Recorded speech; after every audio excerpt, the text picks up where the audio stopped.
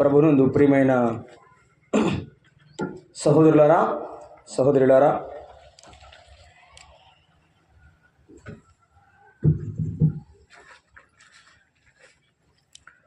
మన ప్రభువును మన రక్షకుడైన యేసుక్రీస్తు వారి యొక్క ప్రశస్తమైన నామములో ఈ ఉదయకాలపు వేళ చేరువచ్చిన మీ అందరికీ కూడా నా ప్రేమవందనాలు తెలియచేస్తున్నాను. ప్రభు యొక్క చిత్తమును బట్టి ఏర్పాటు చేయబడినటువంటి ఈ కూడికల్లో ముందుగా ప్రార్థన చేసి ప్రభు సన్నిధిలోనికి చేరువచ్చుటకు ప్రభు మనకిచ్చినటువంటి ఆ మహాకృప వాటన్నిటిని బట్టి దేవుని స్తుతిస్తున్నాం. ఈ ఉదయకాలపు కూడికలో చేరువచ్చి దేవుని వాక్యాన్ని ఆలకించడానికి శ్రద్ధాశక్తులుగా ప్రభు సన్నిధిలో ఉన్న మిమ్మును బట్టి ప్రభువుని స్తుతిస్తున్నాను. ప్రేమతో ఆ చిన్నపిల్లల అలజడిని, మిగిలిన విషయాలను ప్రక్కన ఉంచి దేవుని వాక్యాన్ని వినాలని ప్రభు పేరిట నేను మిమ్మల్ని బ్రతిమాలుచున్నాను. దైవ గ్రంథంలో నుండి దేవుని వాక్యాన్ని చదువుకుందాం. అపోస్తలుడైన పౌలు తిమోతికి రాసినటువంటి మొదటి పత్రిక, అపోస్తలుడైన పౌలు తిమోతికి రాసినటువంటి మొదటి పత్రిక మొదటి అధ్యాయము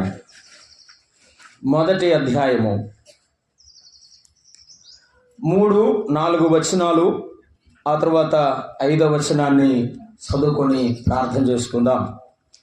నేను మాసిదోనియాకు వెళ్ళుచుండగా సత్యమునకు భిన్నమైన బోధ చేయవద్దనియు, కల్పనా కథలను, మితము లేని వంశావళులను, విశ్వాస సంబంధమైన దేవుని ఏర్పాటుతో కాక వివాదములతోనే సంబంధము కలిగి ఉన్నవి గనుక వాటిని లక్ష్య పెట్టవద్దనియు, కొందరికి ఆజ్ఞాపించుటకు నీవు ఎఫెసులో నిలిచి ఉండవలనని నిన్ను హెచ్చరించిన ప్రకారము ఇప్పుడును హెచ్చరించుచున్నాను. ఉపదేశ సారమేదనగా పవిత్ర హృదయము నుండి, మంచి మనస్సాక్షినియు, నిష్కపటమైన విశ్వాసము నుండి కలుగు ప్రేమయే. కొందరు వీటిని మానుకొని తొలగిపోయి తాము చెప్పు వాటినైనా నిశ్చయమైనట్టు రూఢిగా పలుకు వాటిని గ్రహింపకపోయినను ధర్మశాస్త్రోపదేశకులై ఉండగోరి నిష్ప్రయోజనమైన ముచ్చటలకు తిరిగిరి. 11 ఆఖరులై నేను చదువుతా ఉన్నాను. ధర్మానుకూలముగా దానిని జరిగించినడల, అనగా ధర్మశాస్త్రమును ధర్మానుకూలముగా దానిని ఉపయోగించినడల ధర్మశాస్త్రము మేలైనదని మనము ఎరుగుదుము. ప్రార్థన చేద్దాం. ప్రేమగల మా ప్రియ ప్రభువా, స్తోత్రారుడా, పూజనీయుడా, మీకు వందనములు, స్తోత్రం చెల్లిస్తున్నాం. మీ మాటలు వినడానికి మమ్మను ఈ ఉదయకాలం మీ సన్నిధికి తీసుకుని వచ్చిన తండ్రి, మీకు స్తోత్రములు. ఎంతో ఖర్చుతో, ప్రయాసతో కష్టపడి ప్రతి విధమైన కార్యములు పాలు పంపులు పొందుచున్న మీ సంఘమును మీరు దీవించండి, మీ దాసుని ఆశీర్వదించండి. మా ప్రభువా, మీ లేఖనములు మేము చదువుకున్నాము. మా కన్న తండ్రి, మాతో మాట్లాడండి. మీరు మాతో ముచ్చటిస్తుండగా మా హృదయాలు కదిలింపబడినట్టుగా, మాలో ఉన్న ప్రతి బలహీనత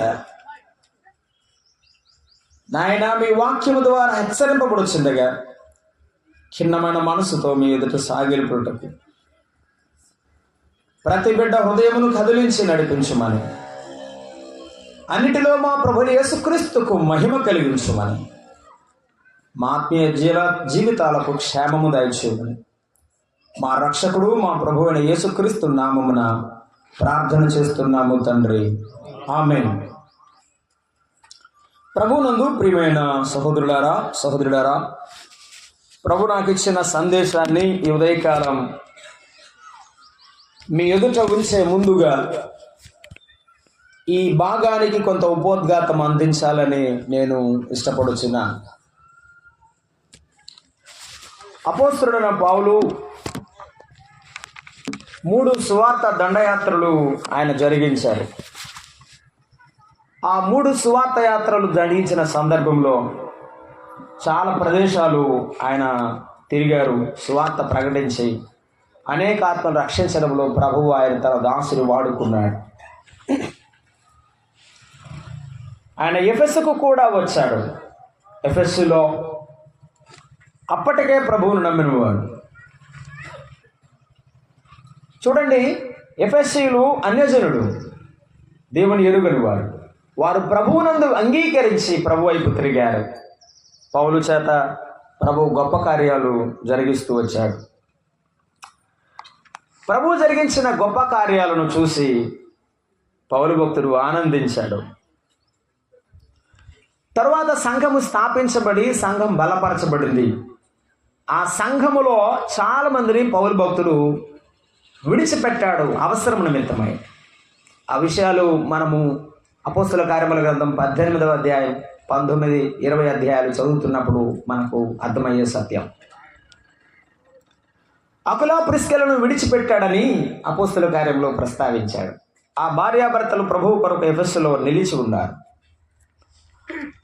ఆ తదుపరి అవసర నిమిత్తమై అక్కడున్న సంఘ విషయంలో గలిబిని గమనించిన పౌలు భక్తుడు 20వ అధ్యాయములో 17వ వచనాన్ని నేను చదువుతున్నాను. అపోస్తల కార్యముల గ్రంథం 20వ అధ్యాయము 17వ వచనాన్ని నేను చదువుతున్నాను. అతడు మిలేతు నుండి ఎఫెసునకు వర్తమానము పంపి సంఘపు పెద్దలను పిలిపించను. వారు తన యొద్దకు వచ్చినప్పుడు వారితో ఇట్లెనను అన్నాడు. సంఘము స్థాపించబడిన తరువాత సంఘములో సాతానుడు చేసే గలిబిలి మనం చూస్తున్నప్పుడు అది విశ్వాసులపైన చాలా గొప్ప ప్రభావాన్ని చూపించేదిగా ఉంటుంది. దానిని తెలుసుకున్న పౌలు భక్తుడు పెద్దలను పిలిపించి వారితో వ్యక్తిగతంగా మాట్లాడాడు. ఆయన మాట్లాడుతూ చెప్పిన మాటలు చాలా ఉన్నాయి. 18 నుండి 19 నుండి తన వ్యక్తిగత సాక్ష్యాన్ని వారితో పంచుకున్నాడు. 28, 29 ముఖ్యమైన మాటలుగా మనం చెప్పవచ్చు. దేవుడు మిమ్మల్ని అధ్యక్షులుగా ఉంచాడు, మీరు జాగ్రత్త, మీకు దేవుడిచ్చిన మంద జాగ్రత్త అని 28వ వచనంలో, నేను వెళ్ళిపోయిన తర్వాత క్రూరమైన తోడేళ్లు వస్తాయి జాగ్రత్త అని 29వ వచనంలో, 30వ వచనంలో వంకర మాటలు పలికేవారు ఉంటారు సంఘాల్లో, సంఘమా దేవుని బిడలారా జాగ్రత్త అని సంఘ పెద్దలకు హెచ్చరించి వారిని పంపించాడు. వారు ఎలుగెత్తి పౌలు మెడ మీద పడి ఏడ్చి ముద్దు పెట్టుకొని పౌలును సాగనంపిన సందర్భాన్ని మనం చదువుకుంటాం. సంఘము పట్ల పౌలు భక్తునికి ఉన్నటువంటి ఒక ఉత్కృష్టమైన ప్రేమ, దేవుడు కలిగించినటువంటి ప్రేమ. ప్రియమైన మిత్రులారా, అటువంటి ప్రేమతోనే అపోస్తలుడైన పౌలు ఈ తిమోతికి ఒక ఉత్తరము రాసిచ్చాడు. ఆ ఉత్తరములో ప్రస్తావిస్తున్నాడు, అదేమిటంటే, నేను నిన్ను అక్కడ విడిచి వచ్చితిని. ఎందుకు విడిచిపెట్టాడు? నేను నిన్ను అక్కడ ఉండుట మంచిదని తలంచి విడిచిపెచ్చితిని. 4వ వచనం అన్నాడు, నీవు ఎఫెసులో నిలిచి ఉండవలనని నేను హెచ్చరించిన ప్రకారం ఇప్పుడు చెప్పుచున్నాను అన్నాడు. సంఘమునకు అవసరమైనప్పుడు కొంతమందిని పంపించి ఆయన సంఘము కొరకై వాక్యాన్ని, ఉపదేశాన్ని అందించాడు. అయితే ఈ ఉదయకాలం ప్రభు నాకు ఇచ్చిన సందేశం ఏమిటంటే, ఎందుకు తిమోతిని పంపించాడు? ఈనాడు ఆయన తన దాసులను మన సంఘముకు ఎందుకు పంపిస్తున్నాడు? ఆనాడు ఎఫెసు సంఘానికి ఇచ్చిన సందేశం ఏమిటి? ఈనాడు దేవుడు ఈ కూడికల ద్వారా దేవుడు మనకిచ్చే సందేశం ఏమిటి? మనము ప్రభు వైపు చూస్తున్నాం. ప్రియమైన మిత్రులారా, గమనించండి, ఆ ఎఫెసులో ఉన్న పరిస్థితులు, చాలా మంది దైవ సేవకులు సేవ చేసిన ప్రాంతం అది. కేంద్రీయ పట్టణముగా అభివృద్ధి చెందిన ప్రాంతం అది. అయితే ఆ సంఘములో ఎటువంటి వారు బయలుదేరారు అంటే, అక్కడ మనం చూస్తున్నాము. చూడండి, 8వ వచనం, 7 కలిసినట్టుగా 6, 7 కలిసినట్టుగా ఉంది. కొందరు వీటిని మానుకున్నారు, చేయవలసిన వారిని చేయడం లేదు. తొలగిపోయి తాము చెప్పు వాటినైనా నిశ్చయమైన రూఢిగా పలుకువాడని గ్రహింపకపోయినా ధర్మశాస్త్రోపదేశకులై ఉండగోరి అన్నాడు. ఉపదేశం చేయడం మంచిది, వాక్యం చెప్పడం మంచిది, కానీ వాక్యం చెప్పడానికి ముందుగా మన జీవితాన్ని ఆయనకు సమర్పించడం అంతకంటే విశేషమైనది. వారు దేవుని ఉపదేశం చేయాలని అలాగున ధర్మశాస్త్రోపదేశకులై ఉండగోరి వారు నిష్ప్రయోజనమైన ముచ్చటలకు తిరిగారు. వారి ఉపదేశంలో ఏముంది? నిష్ప్రయోజనమైన ముచ్చటి. వాక్యమును నేర్చుకొనుచున్న మనలో ఈ ముచ్చటి ఉండకూడదు. దానిని 4వ అధ్యాయంలో చెప్పాడు, అపవిత్రమైన ముసలమ్మ ముచ్చటి. దేవుని వాక్యములో ఉన్న లేఖనాలు మనము చాలా సీరియస్గా నిబద్ధతతో నేర్చుకోవాలి. పౌలు తిమోతిని సంఘమునకు పంపించింది కొన్ని విషయాలు వారికి హెచ్చరించడానికి. దేవుడు తన సేవకులను మన సంఘమునకు పంపించింది మనము దేవుని వాక్యపు వెలుగులో నేర్చుకోవలసిన సత్యాలు. ఎఫెసు సంఘానికి ఆయన నేర్పిస్తున్న సత్యమేమిటి?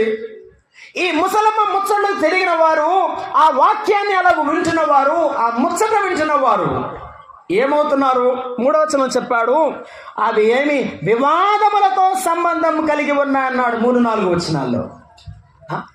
దేవుని వాక్యం వివాదానికా, మన జీవితం నేర్పుకా? ఈనాడు చాలా మందిలో ఉన్నది విషయం ఏమిటంటే, నాకు వాక్యం అంతా తెలుసండి అనేటువంటి భావన. ఎన్ని సంవత్సరాలు మనం విశ్వాసమైన దేవుని వాక్యాన్ని చదువుతున్నా ఇంకా ఇంకా ఇంకా మనము ఎంతకాలం చదివితే అంతే. ఈ అపవిత్రమైనటువంటి ముచ్చటలు పెట్టేవారు ఉన్నారు, ఆ మాటలు వినేవారు ఉన్నారు. కాబట్టి సంఘం ఏమైపోతుంది? విశ్వాసంలో నిలబడకుండా గలిబిలవుతుంది. సంఘములో గలిబిలు ఉండకూడదు, సంఘములో గందరగోళం ఉండకూడదు. సంఘములో దేవుని భయం ఉండాలి, దేవుని వాక్యం ఉండాలి. దేవుని పిల్లలు ఆయన వాక్యానికి కట్టుబడి ఉండాలి, ముచ్చటలకు కాదు, ముచ్చటలకు కాదు. ఇది వివాదానికి దారితీస్తుందన్నాడు ఈ ముసలమ్మ ముచ్చటలు. లేకపోతే దేవుని వాక్యమును ముచ్చటతో సరిపెట్టేవారు. అందుకని వివాదానికి దారి తీస్తుందన్నాడు. ఏమిటి ఆ వివాదం? అదే మనం చదువుకున్నాం 3-4 వచనాలు. చదువుదానండి 3-4 వచనాలు. స్థానిక సంఘంలో విశ్వాసమైన మనలో మా మనస్సు ఉండవలసిన విషయాలను జ్ఞాపకం చేసుకున్నాం. 3-4 వచనాలు. నేను మాసిదోనియాకు వెళ్ళుచుండగా అన్నాడు. ఆయన సేవ నిమిత్తమే మాసిదోనియాకు వెళుతూ తిమోతిని అక్కడ విడిచిపెట్టి కొన్ని సంగతులు సరిచేయడానికి విడిచిపెట్టి ముందుకు వెళ్ళాడు. ఏమిటా విషయాలు? 1, సత్యమునకు భిన్నమైన బోధ చేయవద్దు. సంగమా, సత్యమునకు భిన్నమైన బోధ చేసేవారి బోధన వినవద్దు. 2, కల్పనా కథలు చెప్పేవారు ఉన్నారు. ఏమిటంటే కథలు కథలు కథలు. ఒక వాక్యం చదవడం, కథ చెప్పడం, ఒక రిఫరెన్స్ చదవడం, కథ చెప్పడం.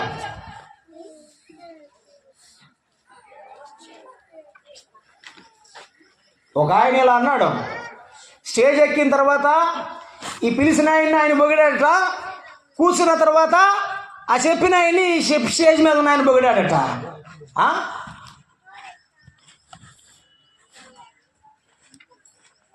దానికోసం మనం ఇక్కడికి రాలేదు. ఏది దేవుని వాక్యమో, ఆయన వాక్య ప్రమాణం ఏమిటో దాన్ని పట్టుకొని విశ్వాస సంబంధమైన ఈ జీవన యాత్రలో ముందుకు సాగడానికి.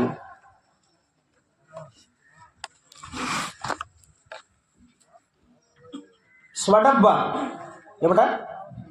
స్వడబ్బా నాదే, నేను లెగితే నా గురించి చెప్పుకోండి, లేకపోతే అయ్యగారు పీసాడు కాబట్టి పరడబ్బా, పరస్పర డబ్బా. ఇది కల్పన కదా.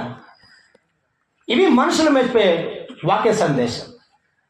పౌలు భక్తుడు ఎఫెసీ సంఘములో కథలు చెప్పేవారిని చూశాడు. వారి వలన వాక్యం ప్రక్కగా వెళ్ళి కథలు మాత్రమే గుర్తుపెట్టుకున్నారు. అయ్యా నువ్వు వచ్చినప్పుడు అది చెప్పావంటున్నారు, కానీ ప్రభువు మాతో మాట్లాడాడు, నేను ఇది మానుకున్నాను, నా జీవితం మారిపోయింది, నా బ్రతుకు వల్ల నా కుటుంబం అంతా బాగుందని చెప్పే విశ్వాసి కనపడకుండా పోయాడు. ఎఫెసీ సంఘం గొప్ప సంఘం, కానీ కొన్ని విషయాల్లో దారి దొరికిపోతుందని మనోవేదనతో ఉన్నాడు. సంఘాల్లో ఇటువంటి పెద్దలు ఉండడం, ఇటువంటి ఆత్మీయులు ఉండడం, ఇటువంటి సేవకులు ఉండడం సంఘం ఎంత మేలు పొందుతుంది.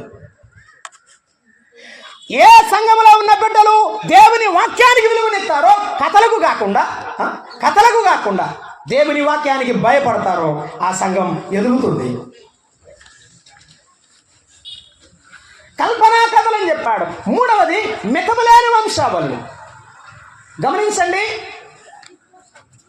ఎఫెసీయులు అన్యజనుడు, వారికి హీబ్రూవులు లేకపోతే ఇశ్రాయేలీలు వాళ్ళ వంశావళి, అబ్రహాము గోత్రం, యేసు ప్రభు వంశావళిని కూర్చున్నటువంటి వివరాలు వారికి తెలియవు.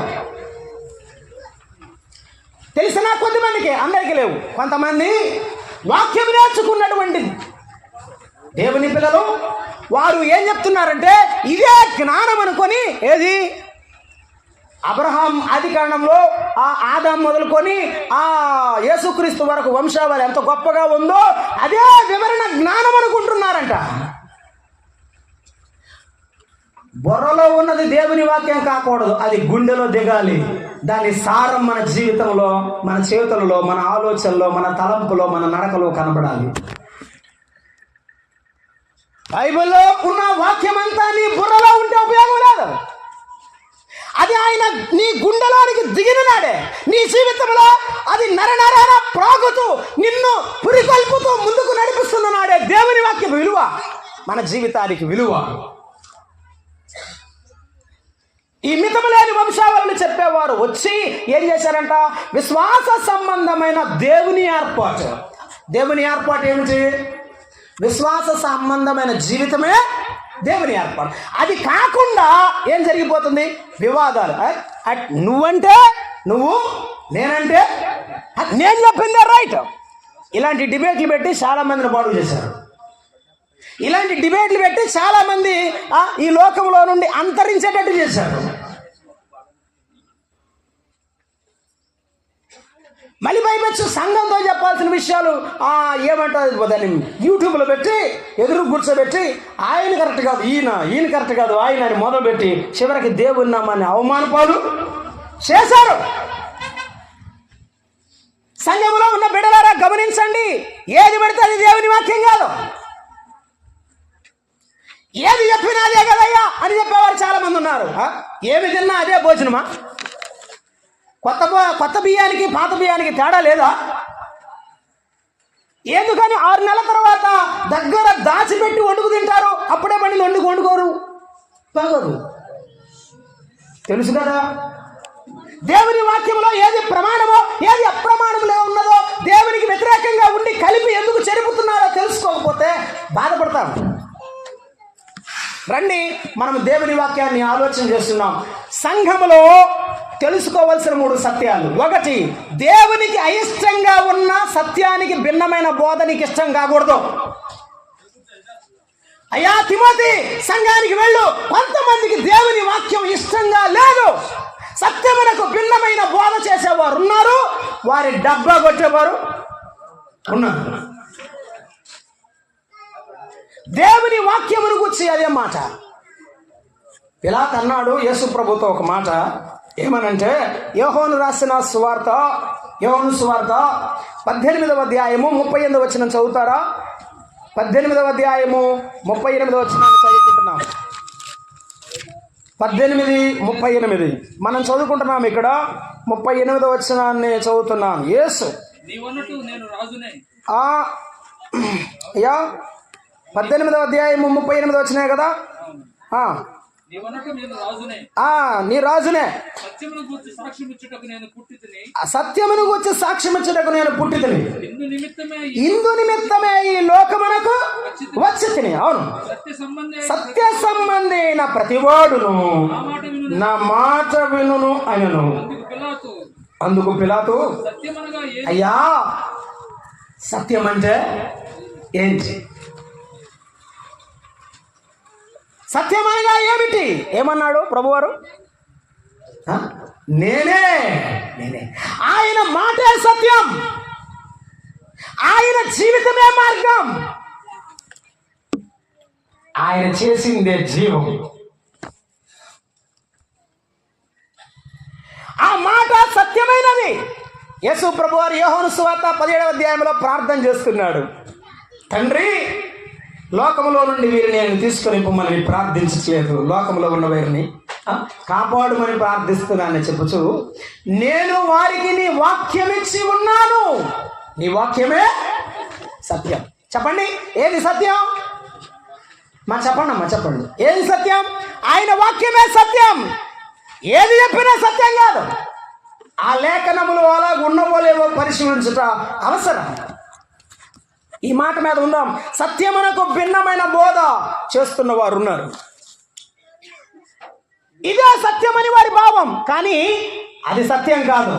దేవుని లేఖనాల్లో నిజమైన సత్యం ఏమిటో తెలుసుకోవాలి. మరి ఎఫెసు సంఘంలో ఉన్న వారికి భిన్నమైన బోధ ఏం బోధిస్తున్నారు? ఈనాడు సంఘాల్లో కూడా బోధిస్తున్న భిన్నమైన బోధ ఏమిటి? ఎరగకుండా కలిపి చెరుపుతున్న వారు ఎవరున్నారు? అమాయకులైన విశ్వాసులు ఎందుకు చెదరిపోతున్నారు? ఎందుకు వారు విశ్వాసపు జాడలో నుండి బయటికి వెళుతున్నారు? అది మనం ఆలోచించాలి. ఎఫెసీ సంఘమా, సత్యమునకు భిన్నమైన బోధ తెలుసుకోవాలి. ఏమిటి? ఎందుకు ఆ మాట ఆయన? చూడండి, తిమోతికి రాసిన మొదటి పత్రిక 6వ అధ్యాయం 3వ వచనంలో చెప్తున్నాడు. సత్యమునకు భిన్నమైన బోధ అంటే ఏమిటి? 6వ అధ్యాయము 3వ వచనం. ఎవడైనను మన ప్రభువైన యేసుక్రీస్తు యొక్క దైవభక్తికి అనుగుణ్యమైన బోధ, ఆ బోధను అంగీకరింపకుండా ఉండేవారు ఉన్నారు. అమ్మా, సత్యమునకు వ్యతిరేకమైన బోధ అంటే దైవభక్తికి వ్యతిరేకమైన బోధ. దేవుని యొక్క సన్నిధిలో భక్తిగా బ్రతకడానికి, ఆయనకు భయపడడానికి, ఆయన వాక్యానికి లోబడడానికి, ఆయన సన్నిధిలో ఆయన మాట ప్రకారం బ్రతకడానికి ఉండవలసిన బోధ అది. ఎలా ఉన్నా పర్వాలేదు బ్రదర్, అది కాదు. చాలా సంవత్సరాలు అయింది, ఇక్కడే ఇంకోళ్ళ దగ్గర ఒక ఊరు. నేను ప్రతి వారం ఒక వారం వారికి వాక్యం అందిస్తూ వచ్చేవాడిని. ఒకరోజు ఆ బ్రదర్ అన్నాడు, గృహప్రవేశం ఉండమన్నాడు. గృహప్రవేశం వెళ్ళాను, కూర్చున్నాను. పాటలు పాడుతున్నారు అందరూ. సరే, బ్రదర్ అన్నాడు, ఇదే ఆఖరి పాట, మీరు వాక్యం చెప్పాలన్నాడు. ఆఖరి పాట పాడేటప్పుడు ఇంట్లోకి పొలం తీసుకెళ్తా ఉన్నారు. ఇట్లా చూశాను నేను. అమ్మ ఇంకా వెళ్ళిపోయింది ఆవిడ లోపలికి.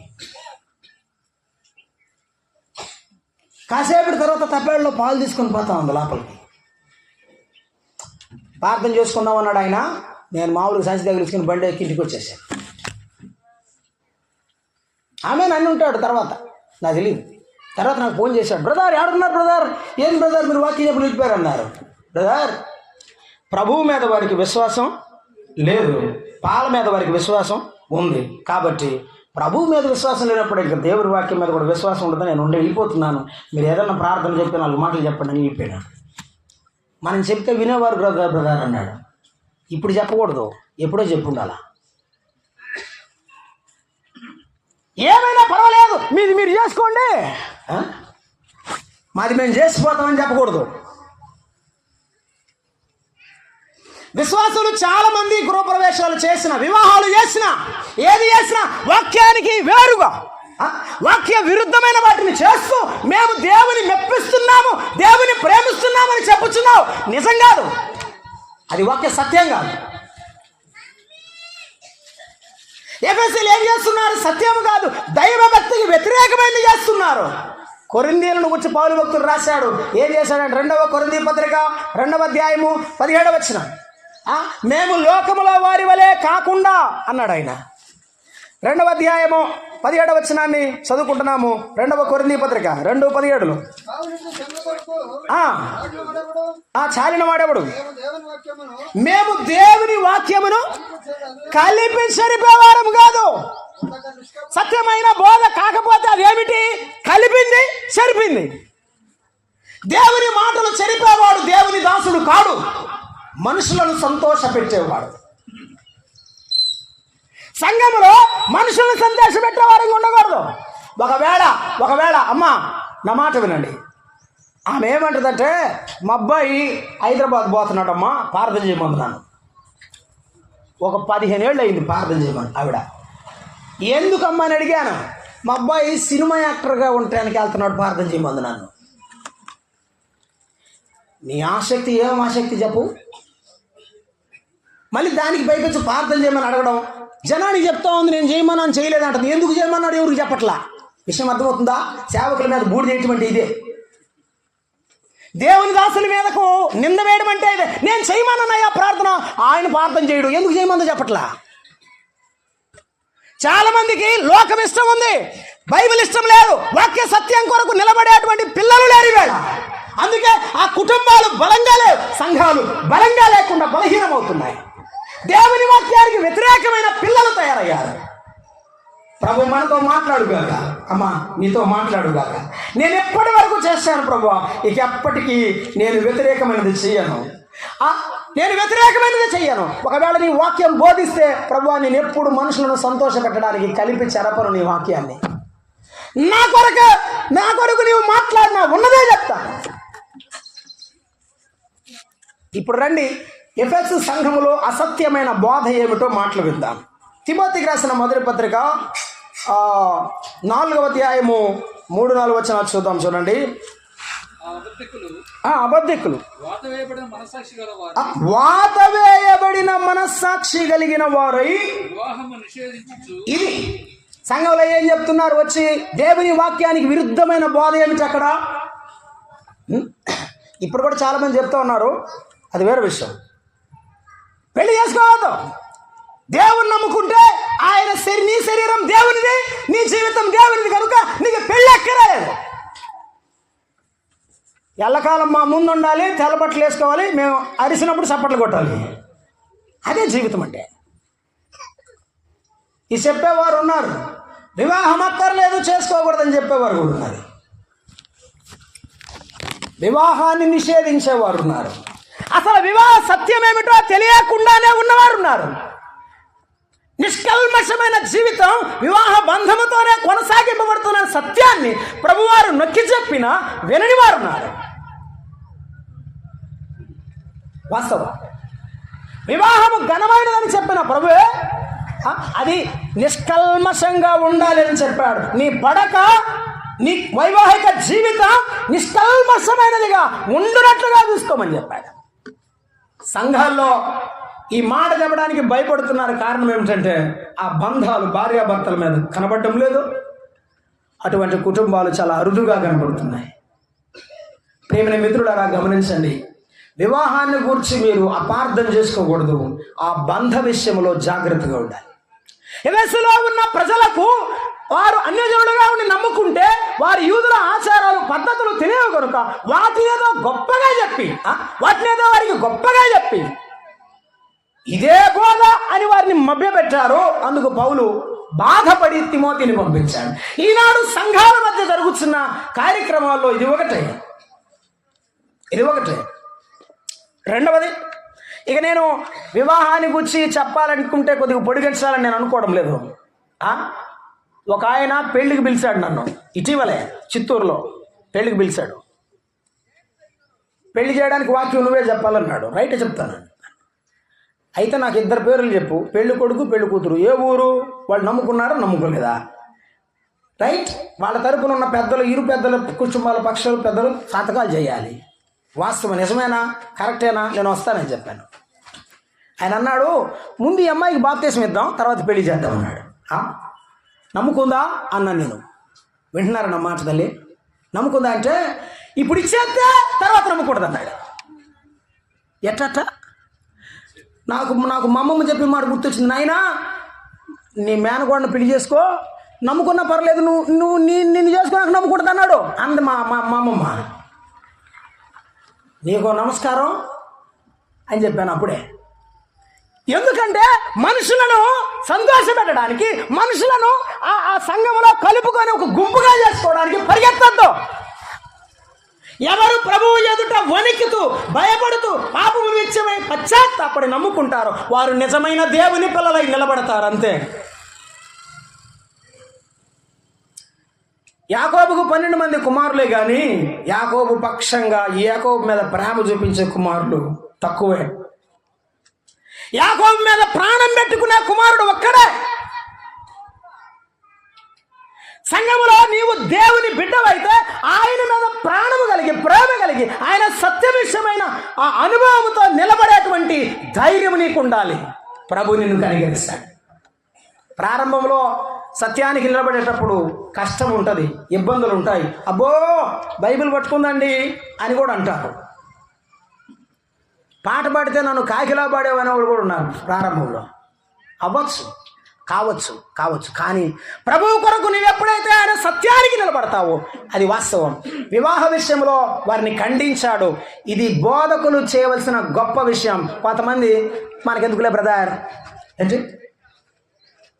బ్రదర్ వాళ్ళు ఏం చేసుకుంటే మనకెందుకు, ఒకరోజు వాక్యం చెప్పమన్నారు, ఏదో చెప్పేద్దాం వెళ్ళిపోదాం.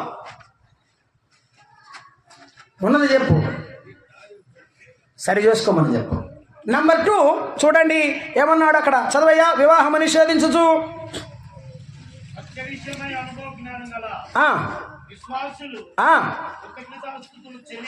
అయ్యో, అనుభవ జ్ఞానం గల విశ్వాసులనే బురిడి కొట్టించేటువంటి బోధ ఇది. ఏం బోధ? మీరు ఇదిగో ఈ అన్నం తినకూడదు, ఇదిగో మీ ఆహారం తినకూడదు అని చెప్పుచు వారిని ఆహార విషయంలో యూదుల నియమాలు వారికి చూపిస్తూ ఇది నిషేధించండి అని చెప్తున్నారు. ఆహార విషయంలో ఆజ్ఞలు ఇచ్చారు, కానీ జీవిత విషయంలో ఆజ్ఞలు మర్చిపోయారు. ఆహార విషయంలో ఆజ్ఞలు ఇస్తున్నారు కానీ జీవిత విషయంలో ఏం మర్చిపోయారు? ఆజ్ఞ ఇవ్వడం మర్చిపోయారు. అందుకనే ఆయన అంటున్నాడు, సత్య విషయమైనటువంటి బోధ లేదు, భిన్నమైన బోధ బయలుదేరింది. ఈనాడు సంఘాల్లో బయలుదేరింది ఏమిటంటే భిన్నమైన బోధ. ఓ విశ్వాసులారా, క్రైస్తవులారా, సహోదరులారా, సహోదరులారా, సంఘాల మధ్య సత్యమైన బోధ లేక మనము దారి తప్పుతున్నాం. ఒకప్పుడు అన్నగారు, నేను చిన్నపిల్లండి, ఆనందం గారు తాతయ్య గారు వేటపాలెంలో మీటింగ్స్ పెట్టినప్పుడు ఎంఏ ప్రసాదరావు గారు వచ్చారు. అప్పుడు పరిశుద్ధాత్మ మీద చెప్పారు వారు. నేను అప్పుడు చూసినప్పుడు అందరిలో దేవుని భయం నాకు కనిపించింది. సత్య విషయమై సరిగా మనం నిలబడాలి అనేటువంటి విషయం ఆనాటి నుంచి బ్రదర్లో ఎక్కువ ఉంది అని చాలామంది సంఘాల యొక్క నమ్మకం. వారు వాక్యం అంటే గట్టిగా నిలబడతారండి అనేటువంటి నమ్మకం సంఘాల మధ్య ఉన్నది. కానీ రాను రాను ఈ గోడ బలంగా ఉందా బలహీనంగా ఉందా? మీరే చెప్పండి. బలంగా ఉందా బలహీనంగా ఉందా? బలహీనంగా ఉంది.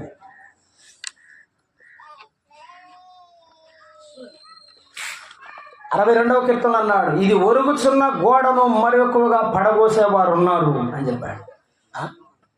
నిలబడిన గోడను తోయడం కష్టమే కదా, ముందు కొంత ఒరిగిందనుకో నెడితే పడుద్ది అంతే. బలహీనంగా ఉన్నావా? కొన్ని విషయాల్లో ఇలా చేస్తే బాగుంటుంది, అలాగే మంచిదే నువ్వు నమ్ముతున్నావా? దేవుని వాక్యాన్ని ప్రక్కన పెట్టి నీ యొక్క ఇబ్బందులను బట్టి, కుటుంబ పరిస్థితులను బట్టి లోకంలో వాటిని గట్టిగా నమ్మినావు అనుకో, దేవుని విశ్వాసం ఏమవుతుంది? సన్నగిలిపోతుంది. విశ్వాస సంబంధమైనటువంటి విషయాలతో కాకుండా ఏ విషయాలు ఇవి? వివాద సంబంధమైనవి, ఆత్మ సంబంధంగా దారి తొలగే విషయాలు బోధిస్తున్నారు. వినద్దు. ఆరాధనకు రాలేదేందక్క అంటే టీవీలో వాక్యం వింటున్నాను బ్రదర్ అంటావా? ఏం నేర్చుకున్నారు? ఇది మన బ్రదర్ ఉన్నదే. విజ్ఞాపన కూడికి రాలేదంటే ఇంట్లో చేశానంటావా? నియామక కూడికలకు రాకుండా ఉండడం వల్ల ఇశ్రాయేలు గుమ్మములు విలాపముతో నింపబడ్డాయని విలాప వాక్యాల్లో రాశాడు భక్తుడు. ఎందుకో మందిరానికి రమ్మనా రావద్దునే? గట్టిగా చెప్పడమ్మా, రమ్మనే. నాకు ఫస్ట్ ప్రసంగం ఇచ్చారు, ఎప్పటికైనా మిమ్మల్ని వదిలిపెట్టను. నాదే ఫస్ట్ ఛాన్స్ కాబట్టి నా అలుపు వచ్చిందే చెప్తా.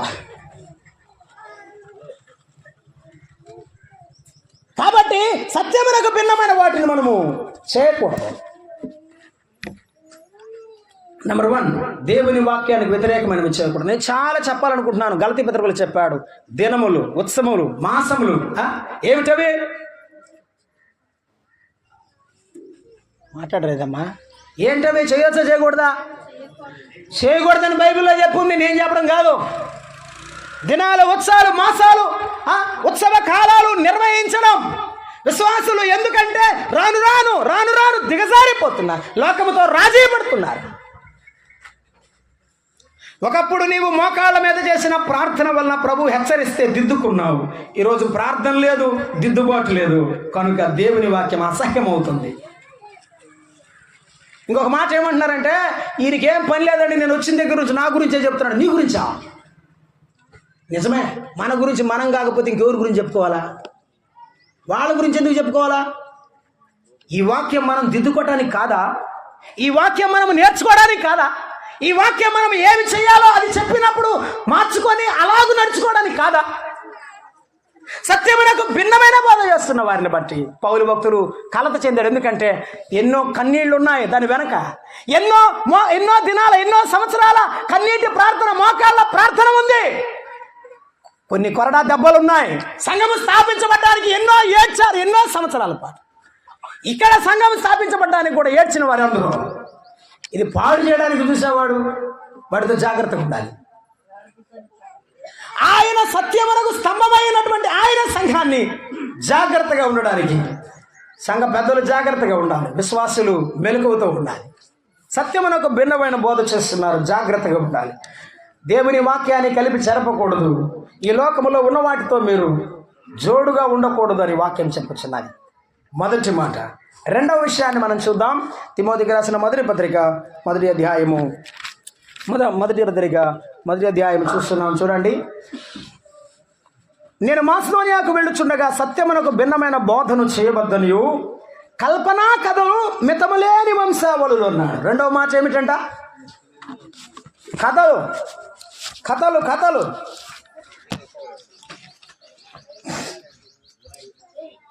నేను చాలాసార్లు చూశాను ఈ 25 ఏళ్ల విశ్వాస జీవితంలో దైవ సేవకులతో పాటు సువార్త పరిచయకు కానీ మీటింగ్స్ కానీ తిరుగుతూ, తర్వాత దేవుడు నాకు అప్పగించిన సంఘాన్ని 10 సంవత్సరాల పాటు చూస్తూ దేవుని పిలుపునందుకొని సేవకు చిత్తూరు వెళ్ళిన నేను చూసినాను. ఓ సోకాల్డ్ బ్రదర్ బైబిల్ చెప్పడానికి వచ్చాడు, బైబిల్ తీయలేదు. బైబిల్ చెప్పడానికి వచ్చాడు, ఏం చేయలేదు, బైబిల్ ఓపెన్ చేయలేదు, జిప్పు కూడా తీయలేదు. నా దగ్గర 60 ప్రసంగాలు బుర్రలో ఉండే అన్నాడు. ఎన్ని ప్రసంగాలతో నాకేం పని? ప్రభువు నీకు ఇచ్చిన వర్తమానం ఇచ్చిపోవడమే మని.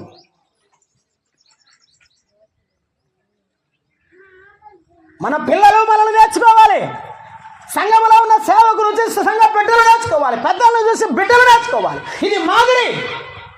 నిన్ను అనుసరించడానికి, నీవు పెద్దగా సేవకుడుగా మాదిరికరమైన సేవకుడు నిన్ను అనుసరించడానికి చిన్న బిడ్డలకు నీవు చూపేదేమిటి మార్గం? గతి తప్పిన చుక్కల్లాగా యోధా చెప్పినట్టు ఉండకూడదు. మన జీవితం కూడా అంతే. అమ్మా, ఇంటిలో తల్లివిగా నీవు మాదిరి ఉండాలి. ట్యాపకో కథ చెప్పకూడదు. ఇక్కడ బోధ చేసేవారు కూడా కథలు చెప్తున్నారని చెప్పాడు. ఏమిటా కథ? ఎందుకు ఆ కథ?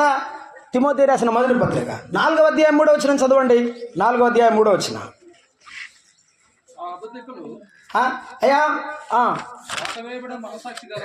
అయ్యా 2వ పత్రిక, క్షమించండి, 2వ పత్రిక 4:3. ఎందుకనగా అమ్మా, నేను గట్టిగా అడుగుతున్నాను, మీరే చెప్పండి. మన చెవులు ఎవరికి ఇచ్చేస్తాం? ఎవరు బాగా ముచ్చట చెబితే వాళ్ళకి ఇస్తాం. మన చెవులు దురద చెవులు అని బైబిల్ చెప్తున్నది. ఈ చెవులు దురద చెవులు అయితే ప్రమాదం. ఈ చెవులు సత్యమునకు చెవినిచ్చే చెవులు అయితే మంచిదే. అది ఆత్మీయమైన ఆరోగ్యకరమైనటువంటి జీవితం. జనులు దురద చెవులు గలవారై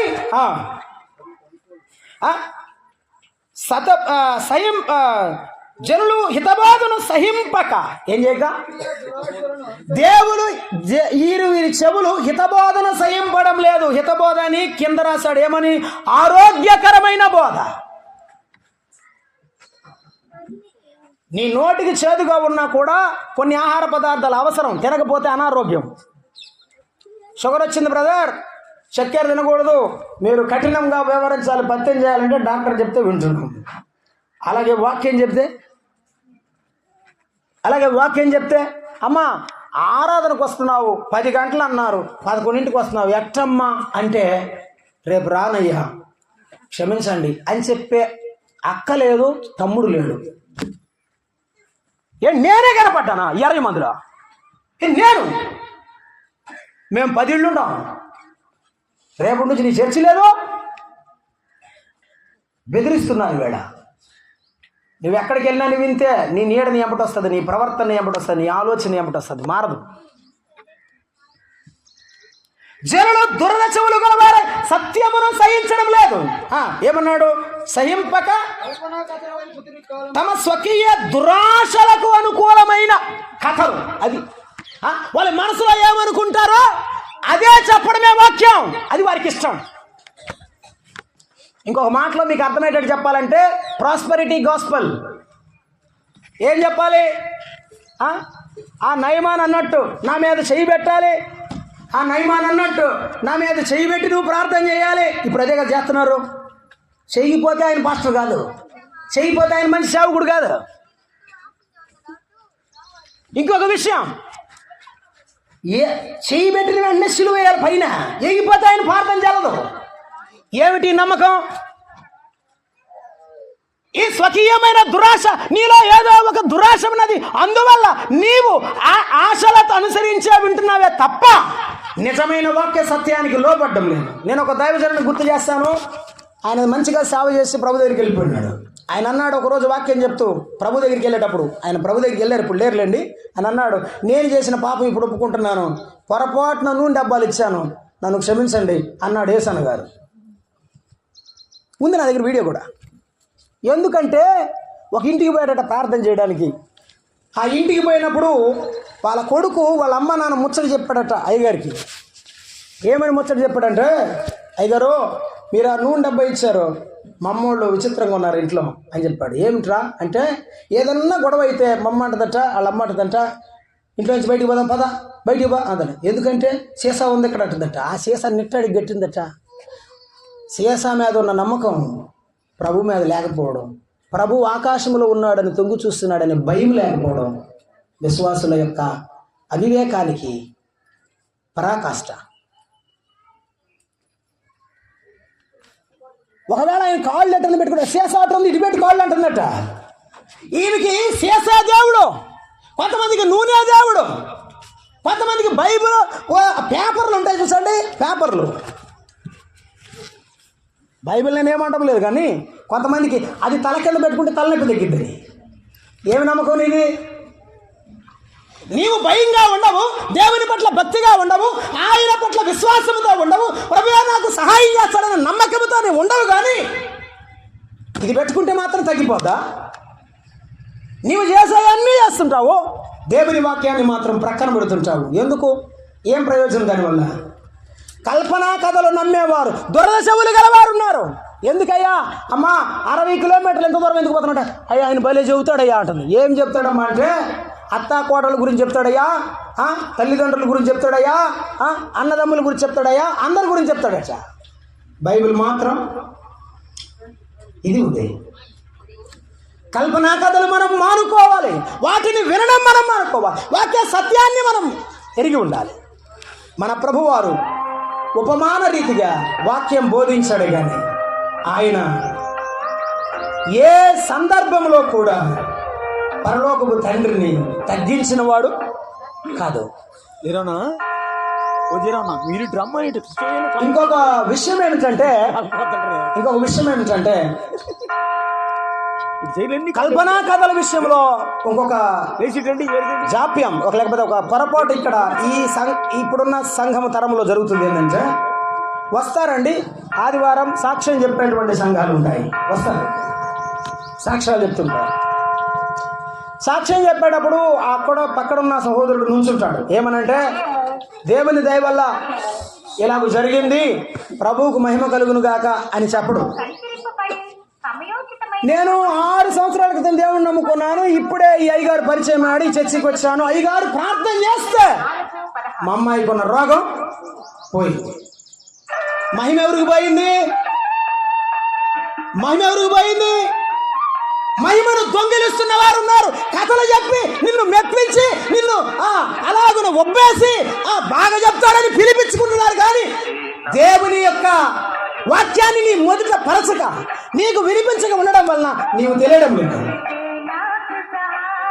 దేవుని మాటలు వింటున్న ప్రియమైన మిత్రులారా, అలాగున పొగిడే వారిని పిలిపించేవారు ఉన్నారు. వాక్యాన్ని నేరుగా గద్దించేవారు కావాలి. మనకు గద్దించే పెద్దలు జోలబడేవారు కాదు. మన ముఖాన మన తప్పులను ఎత్తి చూపి బిడ్డలుగా చేర్చుకునే తండ్రుల వంటి పెద్దలు సేవకులు మనకు అవసరం.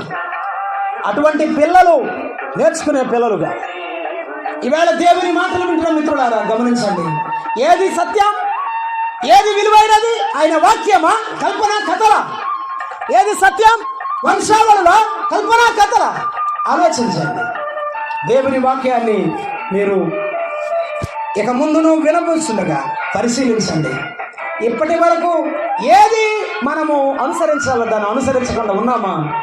ఈరోజుతో పులి స్టాప్ పెడదాం. ప్రభువా, నీ ఒక్క సత్యమును నేను అనుసరిస్తాను, భిన్నమైన వాటిని నేను అనుసరించను, కల్పన కథలను నేను ఇక నుండి వినను, నీ వాక్యమే నేను వింటాను అని ప్రభు వైపు చూద్దాం.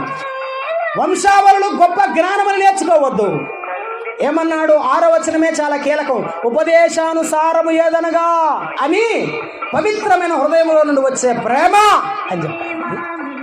ఏమి లేదు, ప్రేమ లేదు కానీ బైబిల్ తెలుసు. ఏమి లేదు, ప్రేమ లేదు కానీ బోధ చేస్తాడు. ప్రేమ లేదు, ఏమి లేదు, కథలు చెప్తాడు. మనలో ప్రేమ లేకపోతే సంఘం అతకబడదు, కుటుంబాలు అతకబడవు.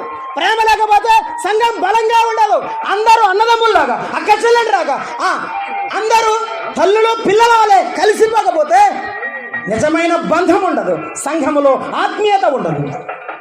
ఈనాడు సేవకులుగా ఎదిగాము కానీ పిల్లల్లాగా చారదీసి నేర్పించి సంఘాన్ని బలపరిచేటువంటి సేవకులు కొలువైన దినాల్లో బ్రతుకుతున్నారు. అటువంటి పిల్లలుగా సేవకులకు లోబడే పిల్లలు కూడా కనబడడం లేదు. దానివల్ల జరుగుతుంది.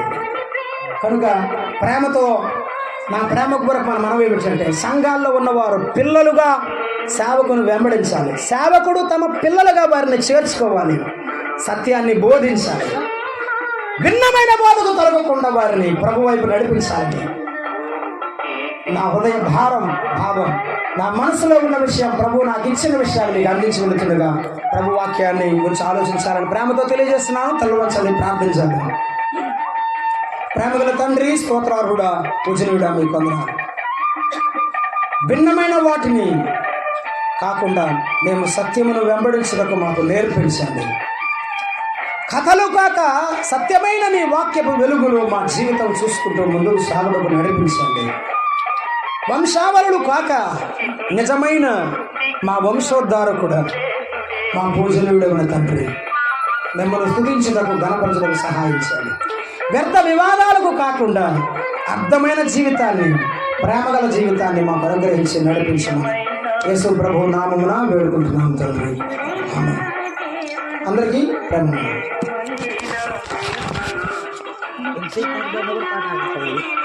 నేను అందుకే పొడిగించాను.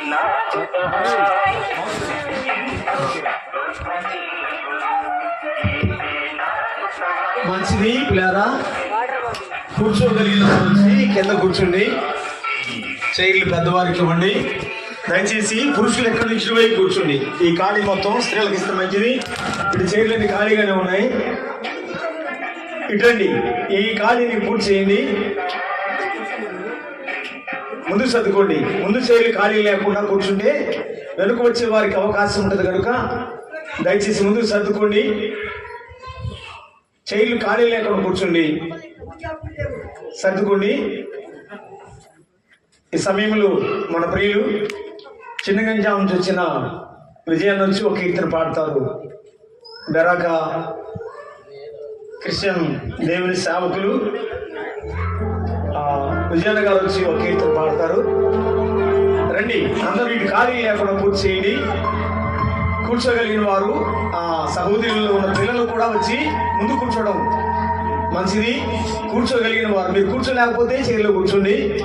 కూర్చోగలిగిన వారు వచ్చి వీటిని మనస్కరించి మాతో సహకరించాలని మనం చేస్తా ఉన్నాం. ఈ సమయంలో మరి విజయన్న గారు కీర్తన పాడతారు.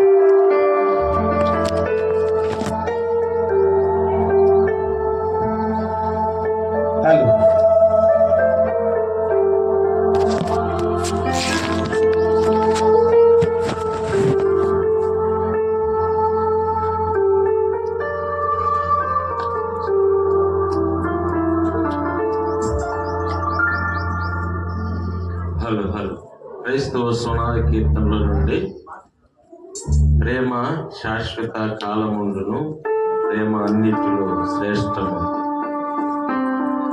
ప్రేమ శాశ్వత కాలముండును, ప్రేమ అన్నిటిలో శ్రేష్టము. ప్రేమ శాశ్వత కాలముండును, ప్రేమ అన్నిటిలో శ్రేష్టము. ప్రేమ సిలువ విలువ చూపే, ప్రేమ ఏటిదో ప్రభు నేర్పే. ప్రేమ సిలువ విలువ చూపే, ప్రేమ ఏటిదో ప్రభు నేర్పే. ప్రేమ చూపు పరుల ఎడల, ప్రేమ కలిగి ఉండు ప్రియుడా. ప్రేమ శాశ్వత కాలముండును, ప్రేమ అన్నిటిలో శ్రేష్టము.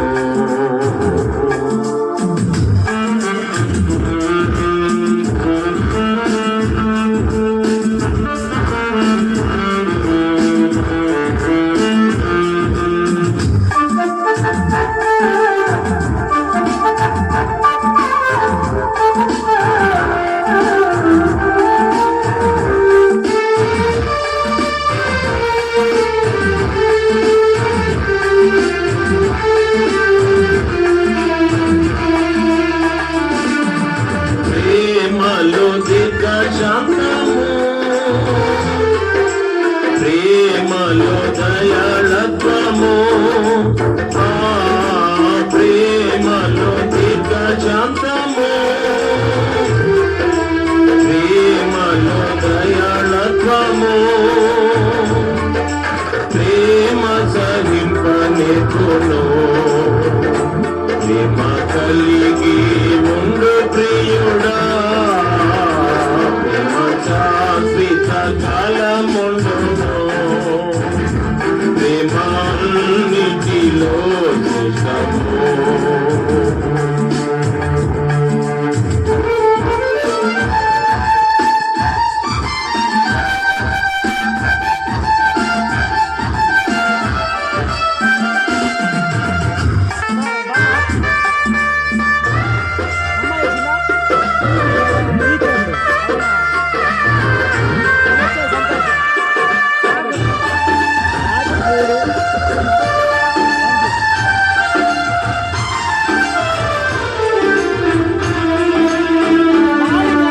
ప్రేమలో సత్యమున్నది,